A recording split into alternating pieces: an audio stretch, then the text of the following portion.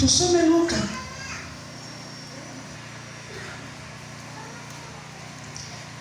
Soma aliyepata.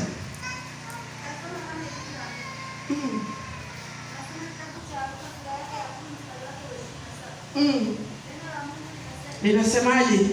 Akajibu akasema, ndio, mpende Bwana Mungu wako kwa moyo wako ndio, wote, na kwa roho yako yote, na kwa nguvu zako zote, na kwa akili zako zote, na jirani yako kama nafsi yako. Haleluya. Bwana asifiwe sana. Biblia inasema mpende Bwana Mungu wako kwa moyo wako wote, na kwa roho yako yote, na kwa nguvu zako zote, na kwa akili zako zote, lakini jirani yako mfanye kuwa ni ndugu yako. Bwana asifiwe sana. Mpende Mungu kwa moyo wako wote.